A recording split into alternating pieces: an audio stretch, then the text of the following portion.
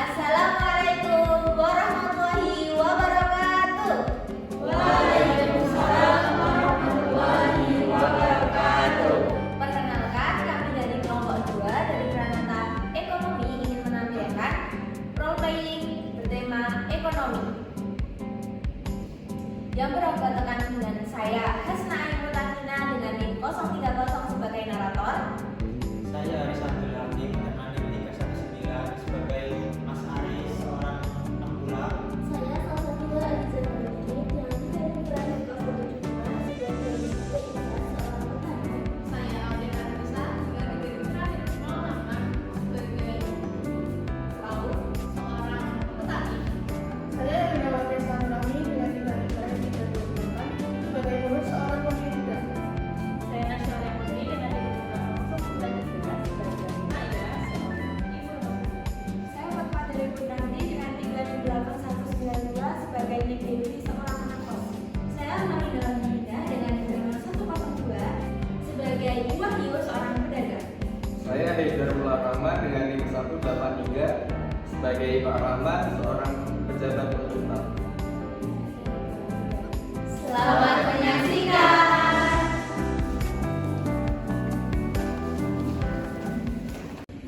Di sebuah desa yang subur, padi sedang menguning. Para petani tersenyum melihat hasil kerja keras mereka selama berbulan-bulan. Dari sinilah perjalanan beras dimulai dari tangan petani sebagai produsen, lalu melewati distributor sampai akhirnya tiba di dapur para konsumen.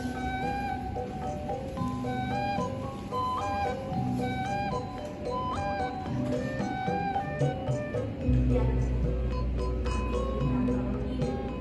Bagus-bagus. Kuning semua lagi. Panen tahun ini tuh limpah. Iya, sampai kita bangun pagi, tahu jalan, manisan, akhirnya berbayar juga. Semoga ekonomi juga lumayan ya. Assalamualaikum Bu Aul Bija. Waalaikumsalam. Wah, hasil panennya bagus sekali. Saya dari waktu yang pas. Saya siap menabung bapak dari Madinah. Harganya sudah stabil dan banyak pasien yang bisa membelikan.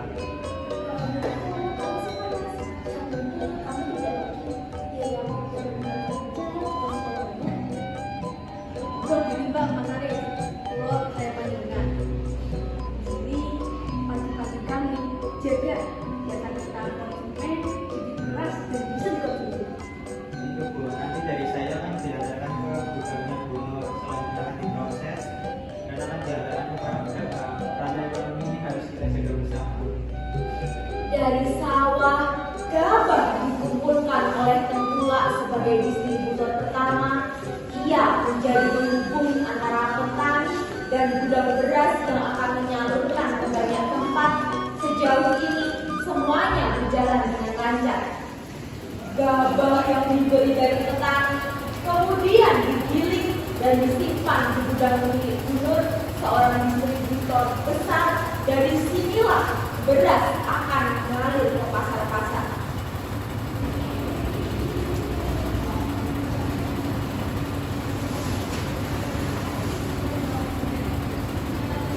Ini hasil panen dari bawah dari meja.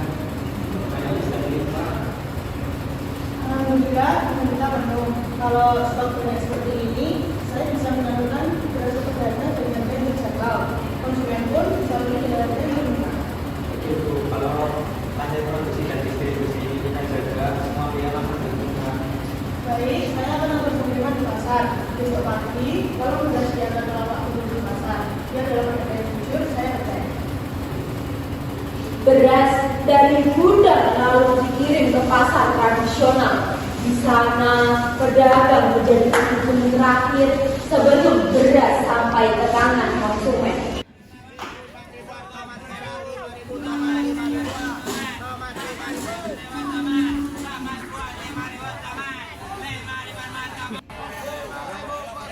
Ayo, beras baru datang, masih fresh, kualitas bagus, harganya murah. Ayo, silakan. Wah, berapa harganya?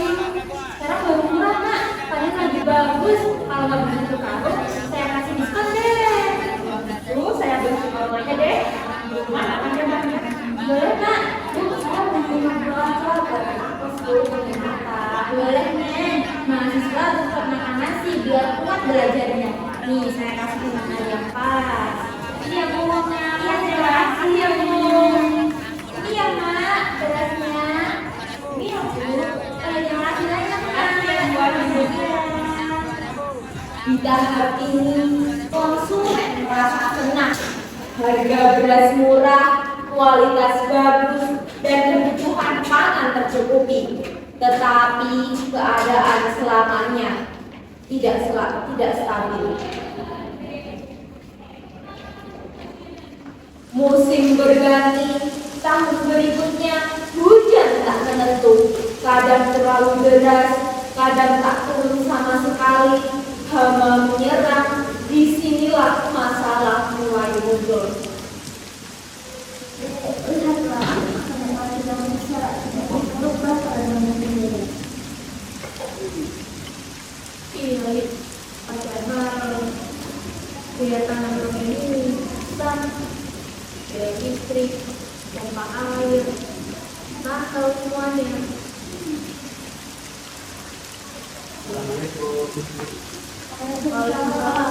Bagaimana kok nanti panen tahun ini? Seperti tahun kemarin. Saya juga bingung. Permintaan di gudang tetap tinggi, tapi banyak panen yang menurun. Saya sudah coba berkeliling ke beberapa desa, tapi tetap saja kurang. Kami bermusim cuaca karena ini belum bisa kami atur. Produksi beras turun, artinya jumlah beras yang masuk ke gudang akan berkurang. Padahal kebutuhan masyarakat tetap tinggi. Inilah awal dari kenaikan harga.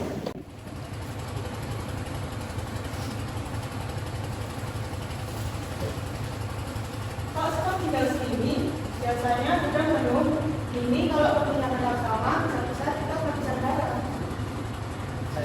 Saya sudah mencoba keliling ke beberapa desa, tapi banyak yang besar. Saya juga bisa ambil di bawah dari sana. Kalau begini, saya terpaksa menaikkan harga beras ke pedagang. Bukan mencari yang besar, tapi karena harga jual yang naik dan biaya produksi juga naik. Saya mau ikut, tapi kalau dari bukan saja harganya sudah naik, pasti akan terus naik ke pasarnya. Dari sinilah istilah hukum permintaan dan penawaran terasa dalam kehidupan sehari-hari. Barang sedikit, permintaan banyak, harga cenderung naik.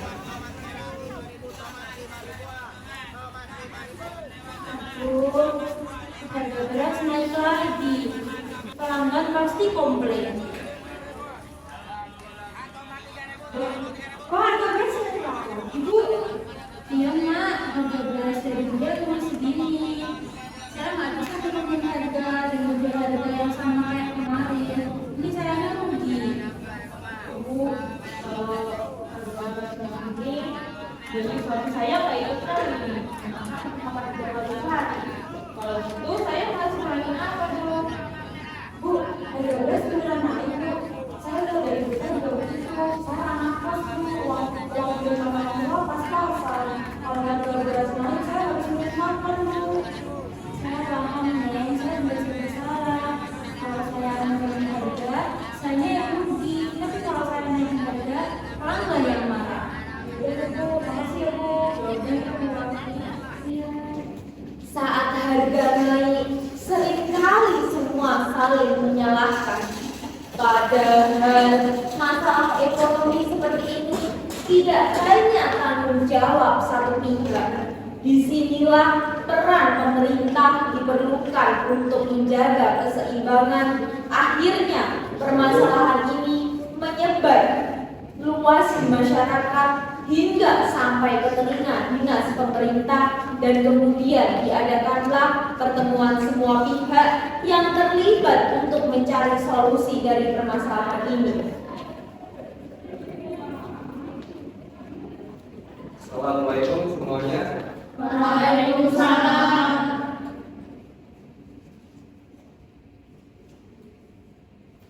Perkenalkan, saya Pak Rahman dari Dinas Perdagangan dan Pertanian. Saya mendengar banyak keluhan tentang kenaikan harga beras saat ini.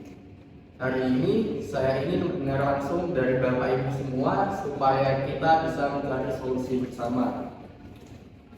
Baik, untuk yang pertama, Bu Aul dengan Bu Ija sebagai petani, apa yang Ibu rasakan? Ini kesulitan Pak. Cuaca berenang. Padi kami itu diserang hama. Biaya pupuk juga mahal. Biaya tanamnya udah besar. Ini juga Pak. Kami gak sengaja bikin harganya naik. Kami kesulitan Pak. Dan kami ini beras kampung sudah juga Pak. Dinamiskan petani padi tapi bisa menggunakan beras. Baik, sekarang dari pihak distribusi, Mas Aris dengan Gubernur silakan. Saya hanya perantara Pak. Kalau hasilnya banyak, saya juga bisa membayar. Tapi kalau hasilnya sedikit, saya hanya bisa mengambilnya sedikit. Saya juga harus membayar karyawan dan biaya gudang. Sedangkan kalau harga saya tahan di bawah harga beli, bisa-bisa saya kehabisan barang, Pak.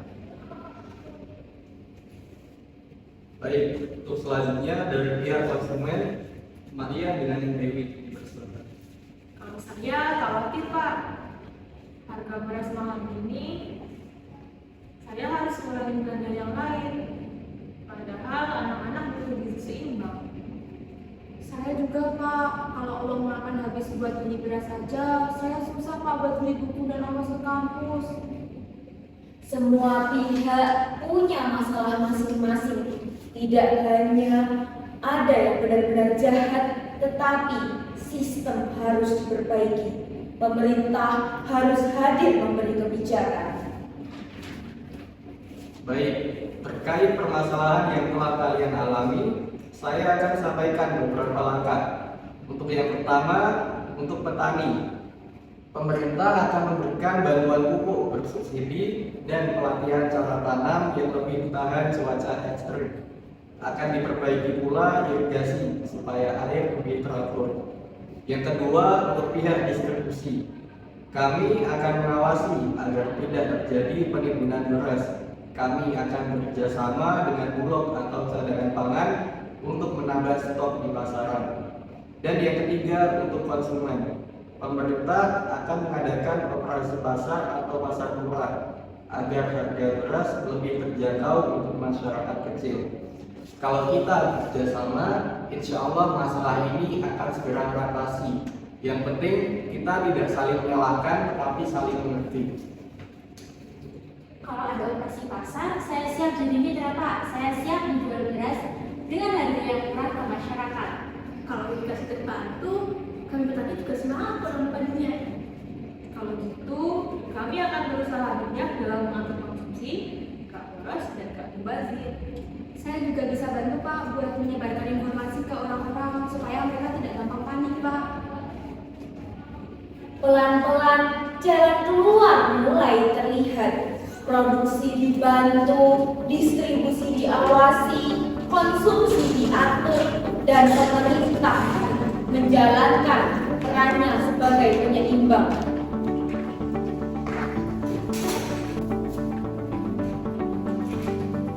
Beberapa bulan kemudian, bantuan mulai terasa, irigasi lebih baik, petani bisa menanam dengan lebih teratur, pupuk bersubsidi membantu meringankan biaya, gudang mulai terisi lagi, pasar kembali ramai, meski harga tidak semurah dulu, tapi sudah jauh lebih stabil.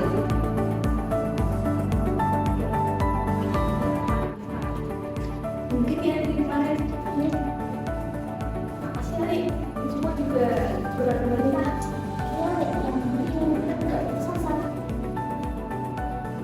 Sekarang stok sudah cukup aman, kita bisa mengirim ke pedagang yang ada buat saya. Semoga semua masyarakat merasakan. Ayo, beras sudah lebih stabil harganya. Mari dibeli. Alhamdulillah, sekarang harga beras sudah lebih bersahabat. Iya, udah stabil, setidaknya tidak stabil dulu.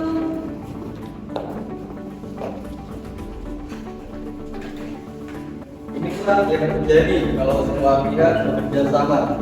Petani sebagai produsen, tengkulak dan gudang sebagai distributor, pedagang sebagai penyambung konsumen, masyarakat sebagai konsumen yang bijak, dan pemerintah sebagai pengatur kebijakan. Rantai ekonomi beras akan sehat kalau semua menjalankan perannya dengan jujur dan bertanggung jawab.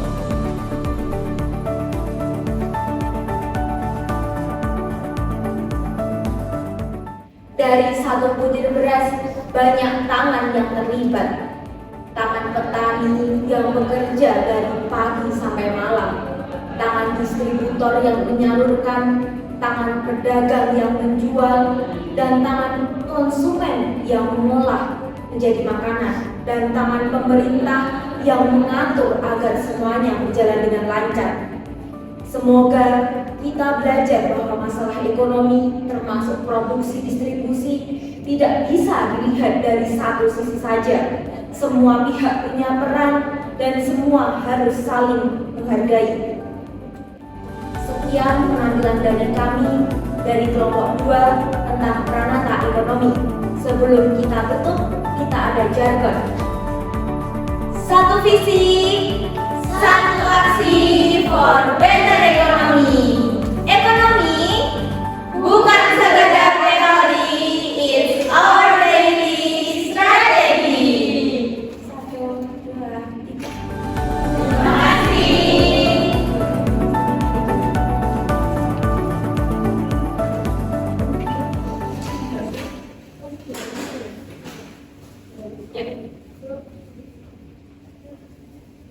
Minggir dong, minggir dong, minggir dong. Pranata ekonomi mau pulang. Tolonglah kasih jalan, jangan di tengah jalan. Minggir dong, kasih jalan. Ya.